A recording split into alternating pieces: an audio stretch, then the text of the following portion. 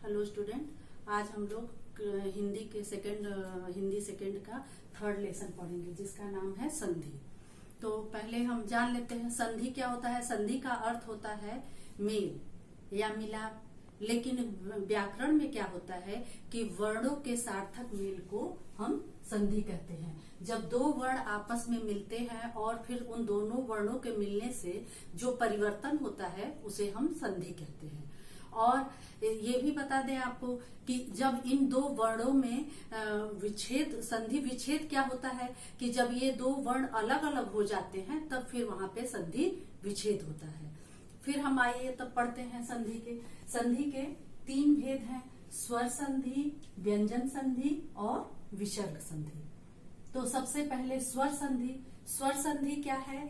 दो स्वरों के मिलने से जो परिवर्तन होता है उसे हम स्वर संधि कहते हैं। जैसे कि एग्जाम्पल में हमारा है, आप समझ लीजिए कि हिमालय, हिम धन आलय, हिमालय, ये हमारा स्वर संधि है।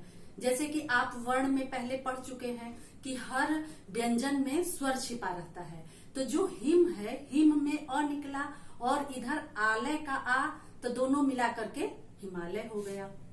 फिर क्या होता है कि स्वर संधि के भी 5 उपभेद हैं: दीर्घ संधि, गुण संधि, वृद्धि संधि, यड़ संधि और अयादि संधि।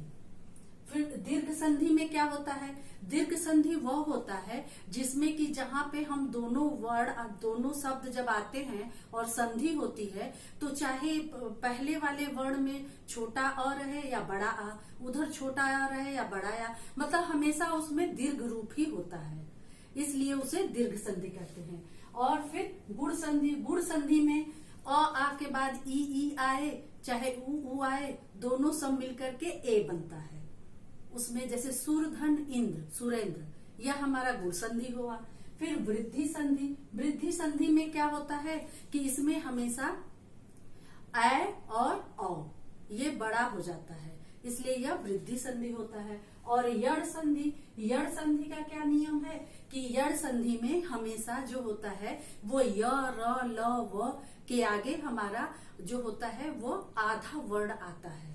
जैसे कि यद्यपि, इत्यादि, ये सब यड़ संधि के उदाहरण हैं। फिर अयादि संधि।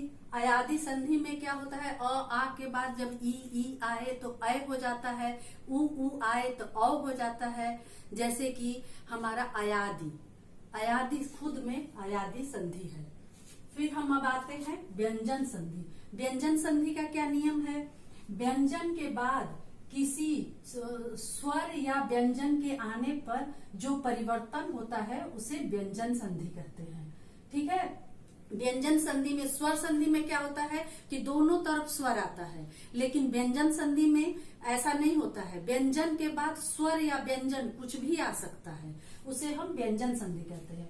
जैसे सत धन जन, सज्जन, यह व्यंजन संधि है क्योंकि व्यंजन के बाद फिर व्यंजन आया है।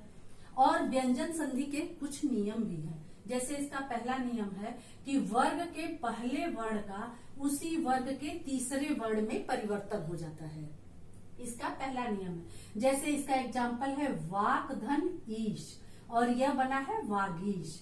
तो आप समझिए क अपने क ख ग घ का क अपने वर्ग का पहला वर्ण है, तो इसके साथ यहाँ पे जब संधि हुआ है तो ये तीसरा आ गया, क ख ग, ग तीसरा वर्ण है इसलिए वागीश बना।